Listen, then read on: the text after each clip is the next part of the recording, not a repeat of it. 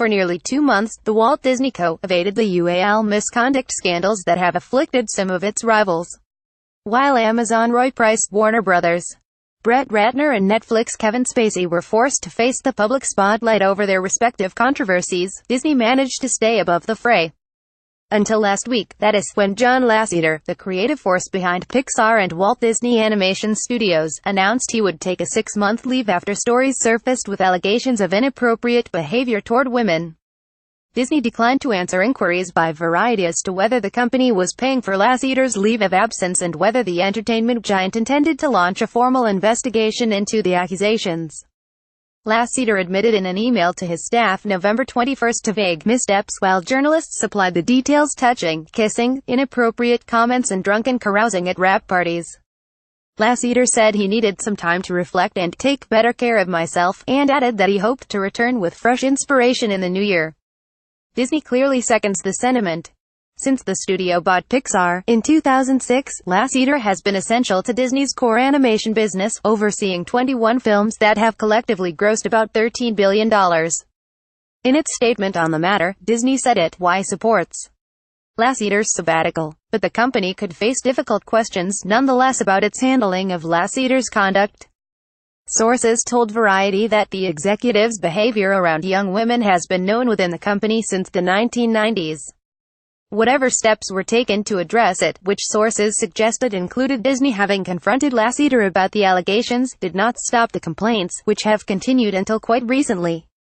"This is not one guy going around acting inappropriately," said Amit Amidi, the publisher of Cartoon Brew, a site that covers the animation industry.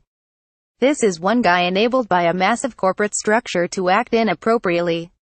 A former Pixar employee agreed, saying that CEO Bob Iger knew about a 2010 Oscar party where Lasseter was seen making out with a junior staffer.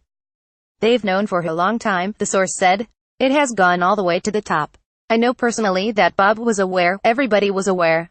They just didn't do anything about it." Disney had no comment. When the Harvey Weinstein scandal broke last month, Disney denied any knowledge of misconduct or settlements with victims during Weinstein's run at Miramax from 1993 to 2005. Then Disney CEO Michael Eisner tweeted that he had no knowledge of Weinstein's alleged UAL harassment during those years. According to The New Yorker, Weinstein enlisted his brother Bob Weinstein in the 1990s to put up the funds out of his own bank account for one harassment settlement so as to avoid involving Disney. The Lasseter case, however, strikes much closer at Disney's current management. "If this were one of those open secrets, as was alleged with Weinstein, they're really much more culpable," said Benjamin Hermelin, a UC Berkeley professor and expert on corporate governance. "Executives need to be held to a fairly high standard. It's increasingly clear that corporations need to pay attention to power dynamics." The company could also face lawsuits from employees whom Lasseter never touched inappropriately, but who could allege that their careers suffered due to a discriminatory environment. Rashida Jones emphasized that aspect in commenting on her own experience at Pixar.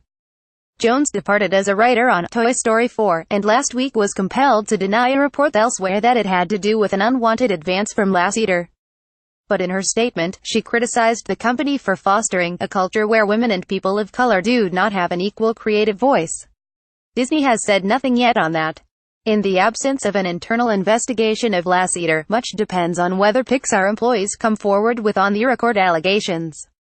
Either way, the company will have to weigh the risks of hanging on to Lasseter against the benefits of allowing him to continue to shepherd films onto the screen. "This is not one guy going around acting inappropriately. This is one guy enabled by a massive corporate structure to act inappropriately," Amit Amidi, Cartoon Brew publisher. "The consequences need to fit the transgressions," said Jennifer Drobach, a law professor at Indiana University.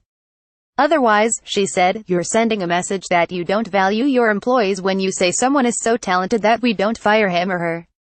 Deborah Katz, an attorney in Washington, D.C., specializing in employment law, said that if Lasseter's alleged misconduct proves to be pervasive, termination may very well be the appropriate remedy. But Disney's initial move of endorsing Lasseter's 6-month leave may signal to employees that the company is not interested in airing of allegations. "I hope Disney is a leader on this and sets the example for other companies, but I'm worried about a 6-month sabbatical," Drobach said, calling it essentially a timeout. Some, however, worry that Lasseter's boundless enthusiasm, which sets the tone at Pixar, will now be inhibited. Bill Capodogli, co-author of Innovate the Pixar Way, has written that Pixar's culture of fun is essential to its success, and urged other companies to adopt it. I don't think John ever grew out of his childlike enthusiasm. That's probably what got him into trouble, Capodogli said. John didn't have any boundaries. With the hugging and kissing and things like that, you have to know your audience and be aware of when people are uncomfortable with that kind of behavior. Capodogli said he wishes the best for Lasseter. I hope this isn't the end of his career, he said. I'm sure he looks at it and says I should have been more appropriate. Amity wrote 2 books on Pixar, The Art of Pixar Short Films, and The Art of Pixar 25th Anniversary, both of which have forewords written by Lasseter. He argues the most responsible course is for Disney to do an investigation. From a corporate standpoint, you understand why they want to keep him, he said. From an ethical and moral standpoint, I think it's very sketchy. To try to sweep everything under the rug because the guy does a lot of good for your company isn't right. I'm not sure at this point Disney wants to do the right thing, he added. They may be forced to do the right thing. Brent Lang contributed to this report.